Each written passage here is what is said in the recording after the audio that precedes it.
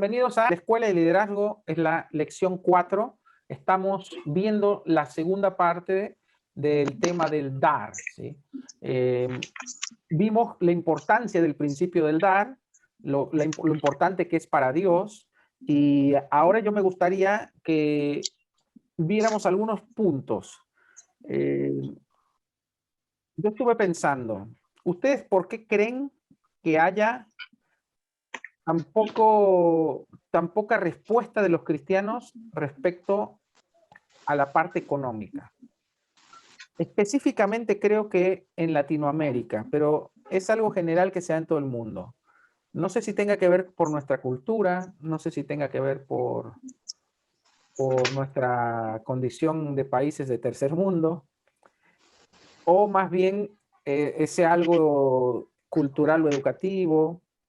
Pero, por ejemplo, para lo que es Estados Unidos, para lo que es Inglaterra y otros países que han sido, por ejemplo, países muy misioneros, que envían misioneros, y enviar misioneros no es solo mandar a alguien, sino darles económicamente para que puedan subsistir.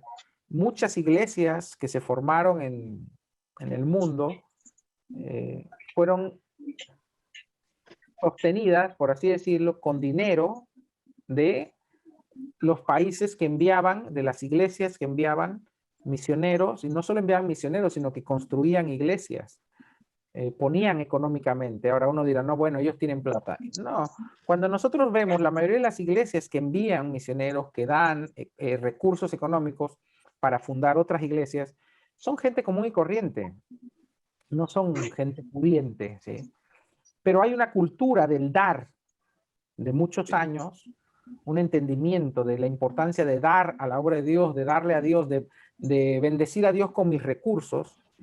Hay una cultura ya establecida en la mentalidad de la gente, entonces es más normal para ellos. Mi pastor me decía que ya es algo, por ejemplo, en el país, seas cristiano o no, la gente está muy acostumbrada a dar, a ayudar a otros. Si a alguien en el barrio, no sé, le pasa algo, ya los vecinos se juntan y le ayudan, le mandan una ayuda. Es como que es muy común el dar, porque ya es parte de su cultura. Ahora, ¿qué creen que sea lo que frena a la mayoría de los hermanos en dar? Por ejemplo, les voy a dar estadísticamente. Según las estadísticas, creo que ni un 10% de los cristianos diezman. Es muy baja el porcentaje. No lo tengo a la mano, pero lo leí una ocasión. Estamos hablando de los cristianos de todo el mundo. Solo un 10% diezman fielmente a Dios. ¿Por qué? Cuando por otro lado, un gran porcentaje creen lo que está escrito, que está en la escritura, que el diezmo es parte de la práctica de la vida de un cristiano. Sin embargo, los que creen son más de un 70%. Vos le preguntás y le decís, ¿vos creés lo que dice la Biblia sobre el diezmo? Sí, conocen la escritura, no es por desconocimiento. Pero solo un 10% de ese 70%, solo un 10% lo practica. ¿Qué cosas creen que sea lo que impide que muchos cristianos practiquen el dar como algo, en este caso el diezmo, como algo que sea parte de sus vidas? Ahora sí. Yo tengo, quizás porque por mucho tiempo se enseñó que eran bienaventurados los pobres, y pues el pueblo lo tomó literal y vivió así, digo. Puede ser. Puede ser algo cultural, entonces. Claro, por ahí Por va. mucho tiempo la Iglesia Católica, que es la iglesia oficial de muchos países Claro, latinos, de México hasta Argentina, enseñó que que la pobreza era sinónimo de humildad y que a Dios había que darle una limosna, las limosnas famosas, y la limosna era como una monedita. Puede ser que ya venga por la cultura, ¿no? ¿Qué otra cosa creen que pueda afectar el hecho que la gente no practique el dar? A ver, Juan Carlos, Dolly, Juan, Alan, Caro. Quiero que entre Pasa todos... que... Depende también. Cada uno A ver, Dolly va a hablar. sabe. ¿Quién está hablando por ahí? Ambas como se callejón del cerro, escaleras para choreando, ya han ido a agarrar. Y a todo lo que pasaba, se vio tan ahí, la cámara, había con cámara, ya estaba trabajando. Está en la sala, por eso. Ah, Dolly, sí, decinos. Pasa que hubieron muchos movimientos raros en donde a la gente les hacían creer que el diezmo era para beneficiar a los pastores y no ayudar. Entonces la gente es como que decía, ¿para qué voy a ir a la iglesia si a mí me sacan el diezmo? No es que te sacan el diezmo, es el 10% del ingreso que uno tiene, ¿no? Pero ¿qué pasa cuando no se tiene un ingreso? Por ejemplo, cuando uno trabaja en relación de dependencia, se aparta el diezmo, pero cuando uno tiene un trabajo, digamos, secular, un trabajo que no trabaja todos los días, también se puede, pero hay momentos, en mi caso, por ejemplo, hay momentos que no llego a reunir mi diezmo y me siento mal a veces, porque digo, yo no le estoy dando a Dios, le estoy robando a Dios algo que está escrito, pero generalmente la gente que no diezma es aquella que en muchas iglesias, y hablo de iglesias con conocimiento, iglesias grandes, en donde se le decía que era para beneficiar a los pastores, bueno, que se llenaban sus casas, terribles departamentos, coches, era lo que le ponían en la cabeza, ¿no? Y la gente dejó de diezmar. Eso es lo que yo lo vi, pero yo no creo que sea generalizado. Perdón. ¿Hay un bebé? ¿Cómo? Sí, Perdón, mi hija, es escucho mi un nieta. bebé. ¡Ah, la nena! Yo estaba buscando un Lo que bebé. pasa, ¿Quién tiene un lo bebé? que Me pasa olvidé que, que tenés a la bebé. Está bien, lo que pasa seguí, que seguí. estoy No, en el yo cuarto con ella. pensé que era uno de mis nenes que hacía como bebé.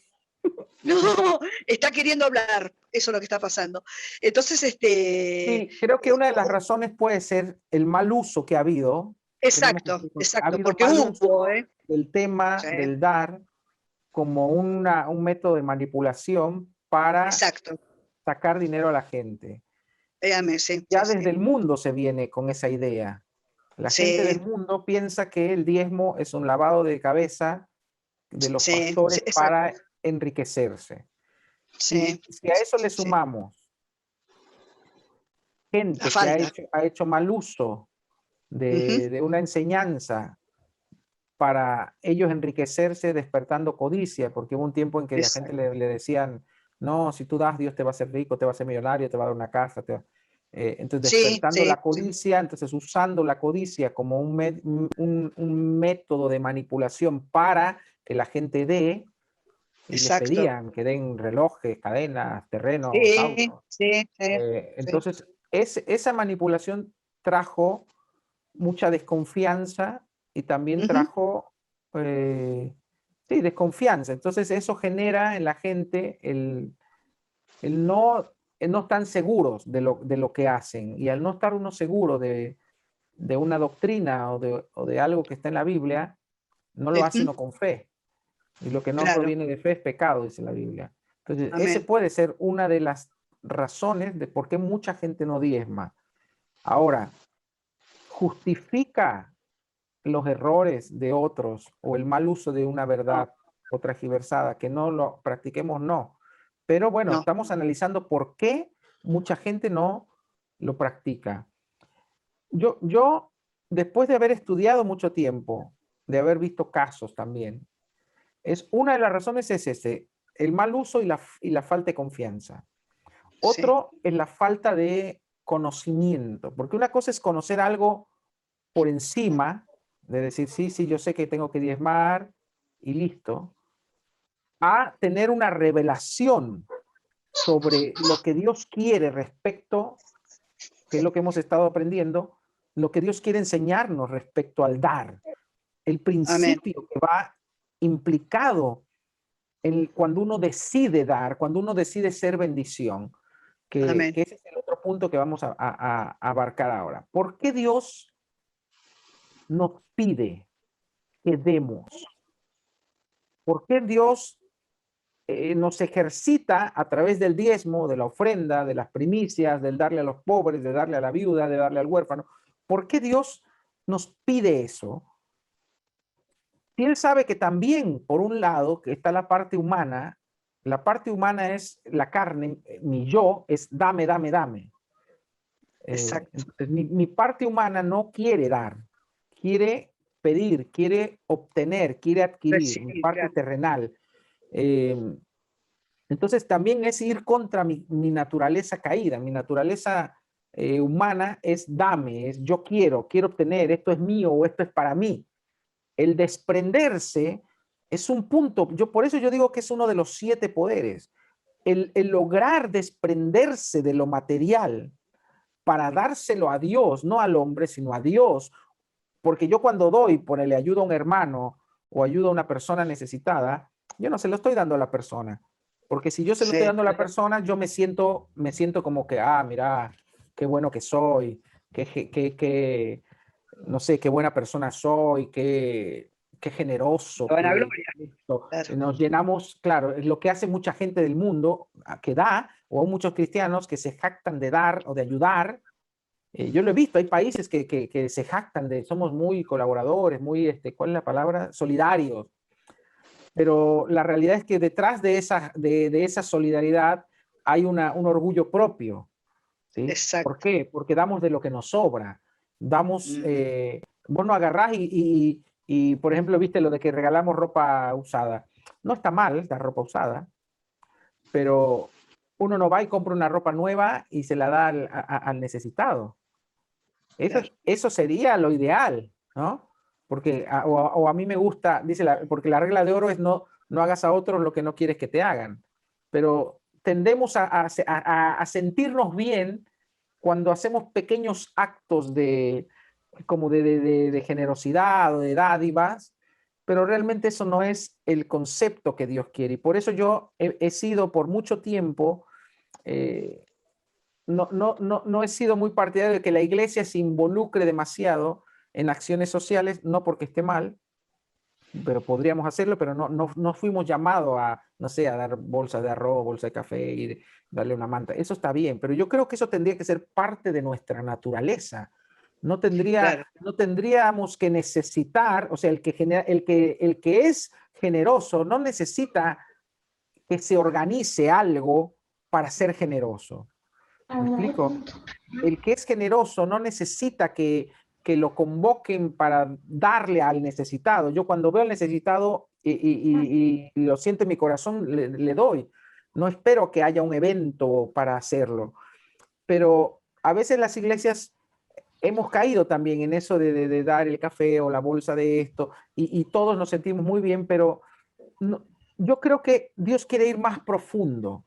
Dios quiere que nuestro corazón sea libre de toda riqueza terrenal, el corazón, que no me mueva y que no me represente un conflicto o dificultad el desprenderme de mi riqueza material o de mis recursos o de lo que es mío, de lo que yo considero que es mío. Entonces, el primer entendimiento para hacerlo es saber que nada de lo que tengo es mío. Es uno de los primeros principios. Cuando Claro. nosotros entendemos la mayordomía, que es lo que la Biblia llama, se conoce como la mayordomía cristiana, cuando entendemos que nosotros somos solo administradores de las cosas de Dios y de las riquezas de Dios, o sea que el cuerpo, aún el cuerpo que yo tengo no es mío, me fue prestado y yo voy a dar cuentas de este cuerpo. Cuando yo pienso de esa manera, porque eso es lo que enseña la escritura, cuando yo digo que esta camisa, este reloj no es mío, me fue dado, pero no me fue dado para mi disfrute. No tiene nada de mal disfrutar, pero me es dado por Dios para administrar todos mis recursos. Entonces, un buen administrador sabe que al no ser de uno, ¿sí? Es como que a mí me contrate, no sé, un hombre rico y me diga, Noel, mira, te voy a dar tantos 100,000 por mes y vas a hacer esto y esto y esto.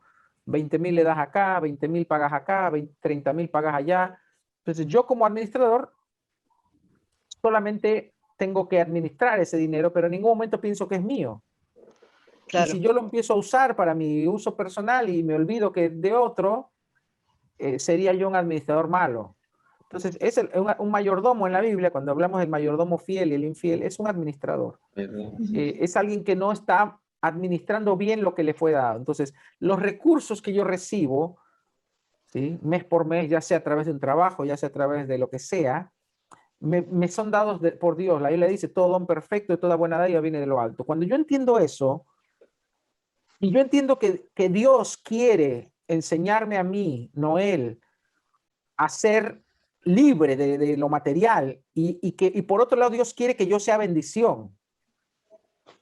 Entonces, cuando tú tienes esa premisa en tu mente, cuando ya entendiste ese principio y lo has hecho parte de tu vida, todas tus acciones van a ser congruentes con eso. Entonces, ya sabes que tu diezmo es de Dios, que tus primicias son del Señor, que mi ofrenda es para la obra de Dios, que si puedo ayudo a un hermano que está en necesidad, aunque no porque me sobre, sino aunque yo también esté apretado, pero es porque yo quiero ser bendición. Entonces, ese es lo primero que tenemos que entender. Dios quiere que yo sea bendición. Una cosa es cuando Dios lo quiere. Pero cuando este principio se convierte en algo que tú quieres, es decir, yo quiero ser bendición, porque Dios quiere que sea bendición, entonces tú vas a empezar a hacer cosas acorde a eso para tú ser bendición. Entonces tú te das cuenta que la Biblia sí enseña que si tú le das a Dios, Dios te va a confiar más. Que si eres fiel en lo poco, Dios te va a confiar más. Entonces empiezas a hacer cosas como ser fiel en tus diezmos y ofrendas, ser fiel en ayudar al pobre, al necesitado, en ser fiel en administrar lo que Dios te da. Empiezas a ser fiel en eso. Cuando tienes la oportunidad, bendices o ayudas a un hermano que está necesitado. Todas esas cosas las haces porque sabes que traen una bendición. Dice la Biblia que hay mandamientos con promesa. ¿Sí? Amén. El primer mandamiento con promesa es honrarás a tu padre y a tu madre. Y la promesa, ¿cuál es? Que tendrás larga vida, que vivirás muchos años. Dice la Biblia, es el primer mandamiento con promesa. Hay muchos mandamientos con promesa y todos los mandamientos referentes al dar, ¿sí? Da a la viuda, da al huérfano, da al pobre, da tus ofrendas, da a Dios tus primicias, da a Dios tus demos. Todos los mandamientos que tienen referencia al dar tienen promesa, ¿sí? Promesas de que Dios va a abrir las ventanas, promesas de abundancia, etcétera, etcétera. Pero ¿con qué fin? No es para que yo me engorde, me llene y me lo quede y diga, ah, listo, ahora yo soy rico, mírenme porque yo soy fiel a Dios. No, eso es lo que haría un fariseo. Dios me da mandamientos con promesa para que yo entienda que lo que yo hago al desprenderme de algo y dar a otro, o a Dios, o a mi prójimo, o mi tiempo, por ejemplo, cuando tú das tu tiempo para estar en la iglesia, para servir, o que vamos a hacer algo y vamos y brindamos nuestro tiempo, nuestro esfuerzo, estás dando también. No es solo dar en la económica, dar tu tiempo, dar tu energía, dar tu alegría, dar tu mejor cara, dar tu mejor ánimo, ¿sí? Porque yo cuando voy a la iglesia hay días que voy con ganas de nada, de no hablar con nadie, porque me levanté como todos, me levanto. Pero yo trato de dar mi mejor ánimo, de dar mi mejor cara, de dar mi mejor sonrisa. Yo sé que todavía a veces por ahí no me sale bien, pero eso es cuando queremos dar. Amén.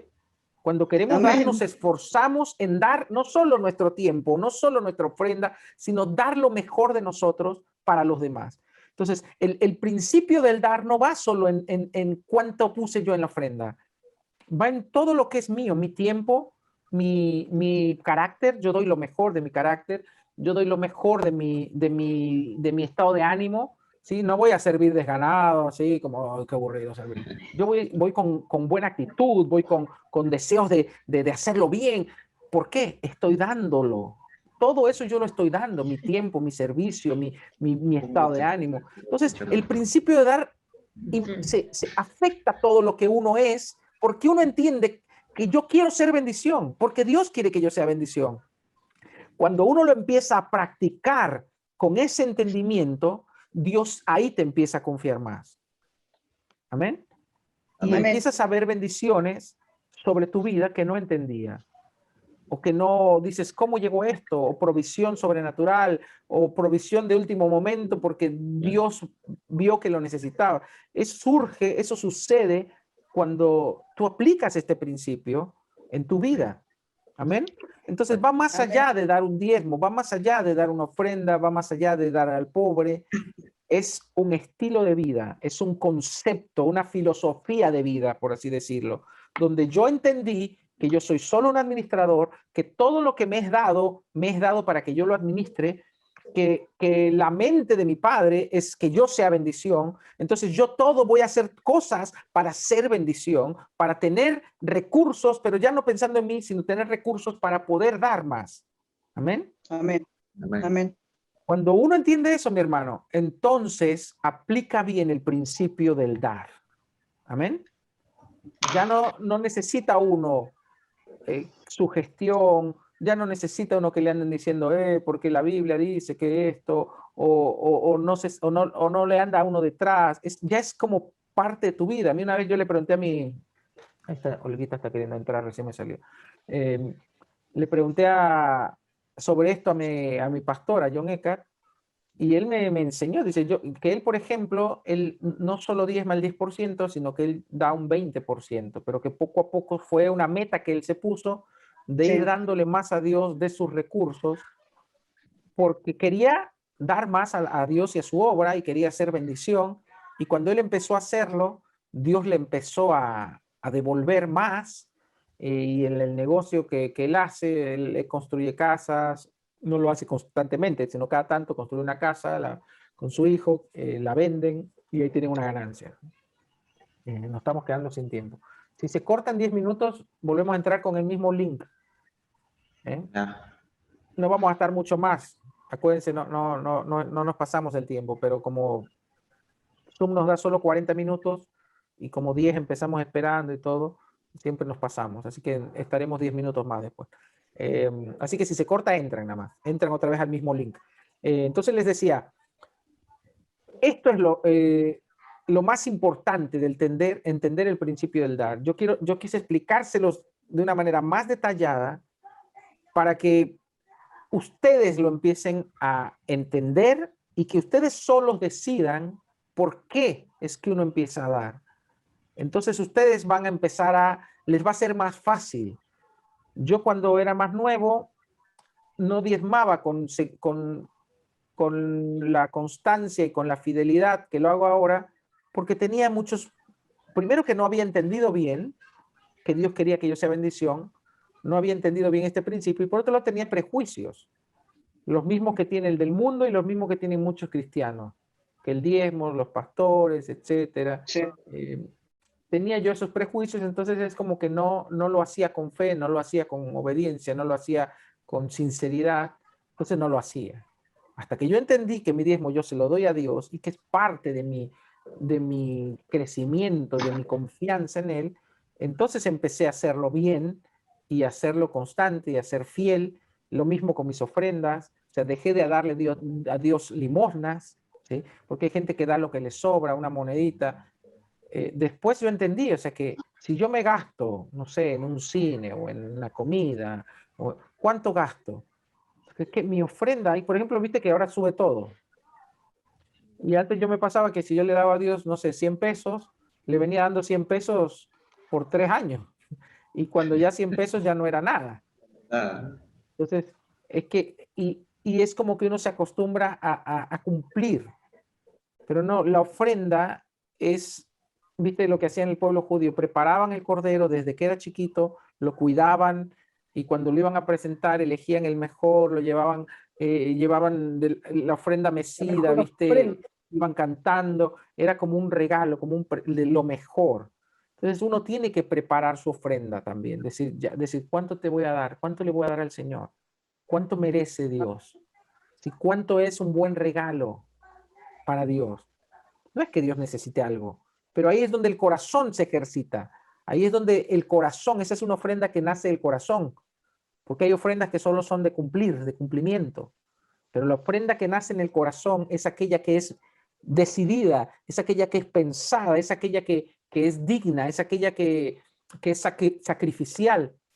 Entonces, ¿cuál es esa ofrenda sacrificial? Cuando yo tomo de mi corazón y digo, esto es lo que Dios merece.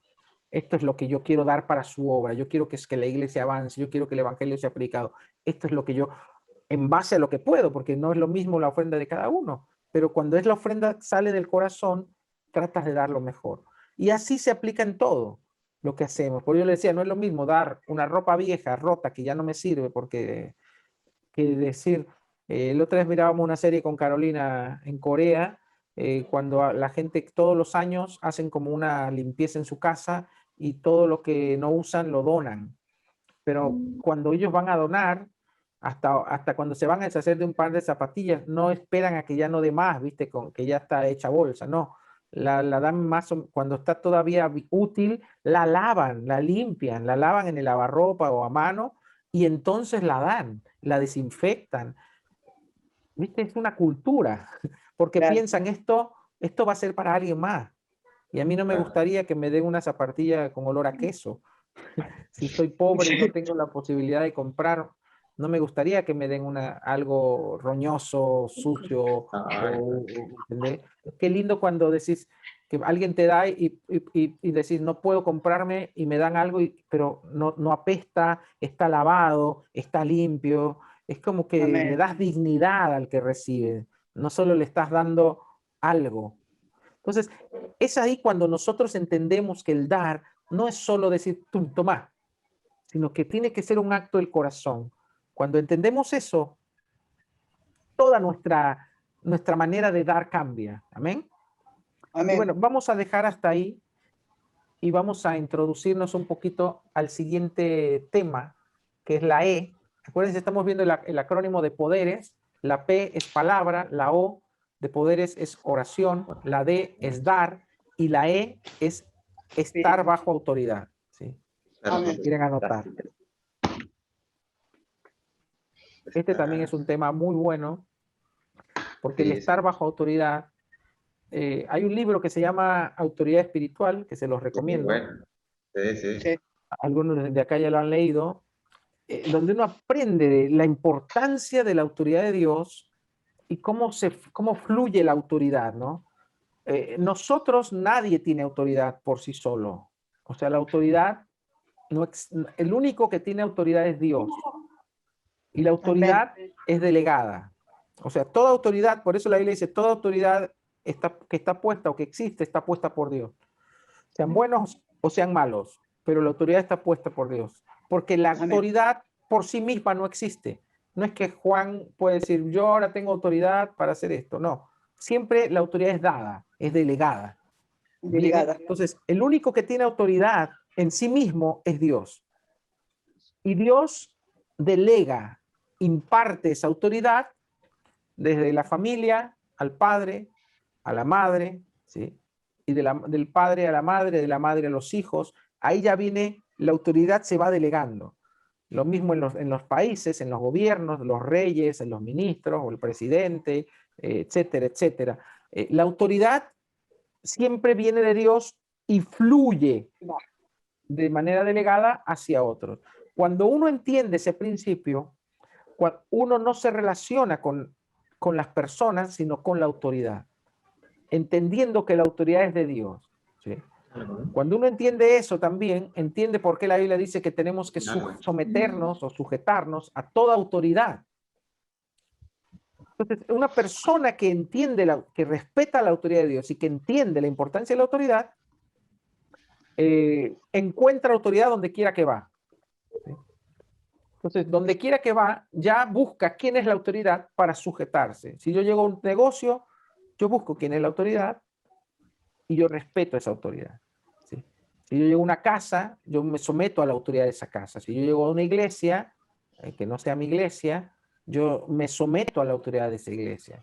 ¿Sí? Entonces yo, por ejemplo, yo como apóstol, voy a otra iglesia que me invita, a la iglesia de un amigo, donde él es pastor, no es apóstol, es un pastor, que tal vez él tenga su apóstol. Pero cuando yo voy a su iglesia, él es la autoridad en ese lugar. Yo me someto a ese pastor, ¿sí? Aunque yo en mi iglesia yo sea un apóstol, y ahí en su iglesia sigo siendo un apóstol, pero ahí la autoridad es él. Entonces yo me someto a ese pastor, ¿se entiende? Si, por ejemplo, yo voy a un grupo, ¿no? Por ejemplo, ponele que Guido va a un grupo, ponele que no estamos en cuarentena, y Guido va al grupo de otro hermano, ¿no? De Alan. Alan tiene un grupo, etcétera. Y Guido va de visita. Y Guido es líder de grupo. Pero como él está yendo al grupo de otro, Guido va a tener que someterse a la autoridad del líder de ese grupo. Aunque él sea líder en otro grupo, no va a llegar a ver, bueno, vamos a hacer acá así, así. No, como Saúl había sido ungido como rey cuando era joven y habían puesto sobre él la unción, y como Saúl era autoridad, a pesar de que estaba mal con Dios, a pesar de que estaba loco, a pesar de que estaba equivocado, a pesar de que estaba en la carne, como él era la autoridad puesta por Dios, el atacar a Saúl hubiera implicado que David estaba atacando a Dios. Por eso cuando dice que él cortó el borde del manto, dice, se turbó su corazón. Claro. Porque es como que él le estuviera cortando el borde del manto a Dios. Y ese temor reverente nos habla del respeto a la autoridad de Dios que tenía David.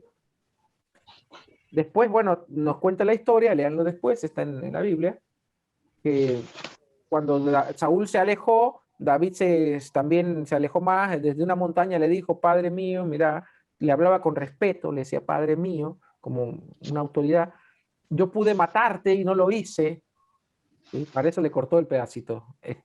Tuviste en mis manos y yo no te maté, como que te lo muestro para que entiendas que yo no tengo nada contra ti. Y dice la Biblia que Saúl se le iba toda la locura y lo perdonaba y decía, sí, perdóname, estoy re loco. Y después volvía otra vez en su locura y lo quería matar.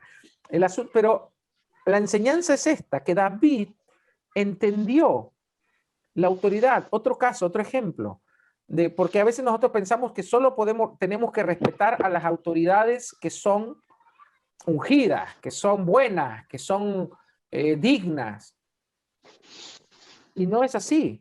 Porque nosotros no estamos respetando y sujetándonos al hombre, nosotros estamos respetando a la autoridad de Dios en ese hombre. Aunque el hombre, el vaso, sea malo, es a la autoridad a la que yo honro y es la autoridad de Dios la que yo respeto. Otro ejemplo, dice que cuando Moisés murió, por alguna razón, Satanás se le metió en la cabeza robar el cuerpo de Moisés. No sé qué querría hacer. Para mí, no sé, o quería hacer alguna idolatría con el cuerpo. No se entiende por qué algunos creen que Satanás previó que Dios iba a usar a Moisés para después entrar a la tierra prometida, porque se acuerdan que después o que Dios iba a resucitarlo a Moisés o algo. Entonces quiso robar el cuerpo y dice que el arcángel, no sé si era Gabriel o Miguel, contendía con Satanás por el cuerpo de Moisés, y dice, pero no se atrevió a proferir juicio de maldición contra él.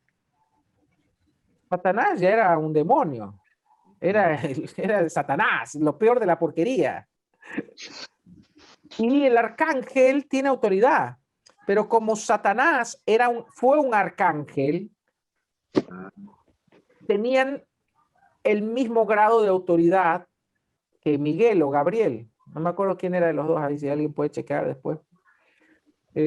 Como tenían el mismo nivel de autoridad, él no estaba por arriba de Satanás, entonces no podía proferir juicio contra él, ¿sí? No podía atacar, maldecirlo, porque entonces él estaría faltando a la autoridad de Dios en Satanás, ¿se entiende? Porque Satanás, a pesar de que estaba mal, él en un momento tuvo autoridad y representaba una autoridad con todos sus ángeles que estaban bajo él.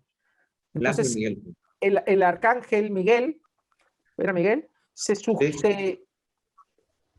Respetó la autoridad que Dios le había dado a Satanás en su momento y no por eso no lo maldijo. ¿Vieron cómo es cuando uno entiende cómo funciona la autoridad? No importa si el depósito, el vaso, está mal. Yo honro y me sujeto a la autoridad de Dios, no a la persona. Amén. Cuando uno, y eso aplica aún para los políticos, porque a veces uno se expresa mal de los políticos, en este caso no de los políticos, de los gobernantes. Uno tiene que honrar esa autoridad que Dios puso y respetar, porque uno no lo hace por ellos, son corruptos, son ratas, son chorros, son lo peor. Todos lo sabemos. Sí. Pero cuando se trata de honrar la investidura, uno honra la autoridad de Dios porque no hay autoridad si no es la que Dios ha establecido. Amén. Amén.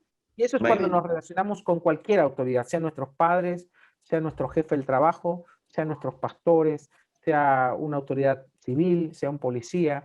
Uno respeta y honra y se somete a esa autoridad, no por el hombre, sino por Dios, que es el que la da y la delega. Amén. Amén. Entonces, ¿qué hago yo? Por ejemplo, eso se les voy a dejar de tarea. Si la autoridad me manda a hacer algo como la vacuna, vieron que ahora la vacuna va a ser, están queriendo hacerla prácticamente obligatoria, creando como en Francia, creando un pasaporte, que si no lo tenés, ese pasaporte o ese papel o ese código de celular o lo que sea, tú no puedes ir a un bar, a un restaurante, no puedes ir a lugares públicos. Es horrible. Yo creo que es una preparación para la marca de la bestia. Vamos para allá. No digo que la vacuna es la marca, pero ya se empieza es como un ejercicio, ¿viste? Claro, para que la gente se acostumbre. La marca de la bestia va a ser algo parecido donde no vas a poder ni comprar ni vender si no te pones esa marca. Ahora, ¿hasta dónde llega mi sujeción a la autoridad y hasta dónde yo estoy obligado a sujetarme o a someterme o a obedecer? Eso lo vamos a ver. ¿Yo tengo que obedecer ciegamente o no? Lo vamos a ver en la próxima clase. Lo mismo en la casa, ¿no? A veces, o a mi marido, o a mis padres, o a mi pastor. ¿Hasta dónde yo tengo que obedecer? ¿Hasta dónde yo tengo que obedecer a un policía? O someterme. ¿Hasta dónde tengo que someterme a mi pastor? O a mi esposo, si soy esposa. O a mis padres, si soy hijo. O a mi jefe, si estoy en el trabajo. ¿Hasta dónde llega mi sujeción? ¿Hasta dónde llega? ¿Qué es lo que dirá la Biblia? ¿No? Se los dejo de tarea. Para que y quiero sus opiniones en la próxima clase. ¿Amén? Ok. Bueno, vamos a terminar este tema con unos 10 minutos y ya vamos a arrancar con el otro. Así que bueno, mis hermanos queridos, hagamos una oración rápida para concluir y que el Señor nos permita entender mucho más de esto. Padre, gracias por este día, gracias por lo que hemos hablado, gracias por la enseñanza, Señor. Permite que recibamos revelación, no solo conocimiento, sino entendimiento, Señor, para poder aplicarlo en nuestras vidas. Te damos gracias por todo en el nombre de Jesús. Amén y amén. Chao, chao. Bye. Bye a todos. Bye Dolly, bye Olga, bye Mayren, bye Renata Guido, chao Juan, Bendición. chao Alan, chao Juan Carlos, chao Carolina. Chao, Caro. Chau. Recibe motivación e inspiración. Visítanos en noelsolis.com y en iglesiaevolution.com.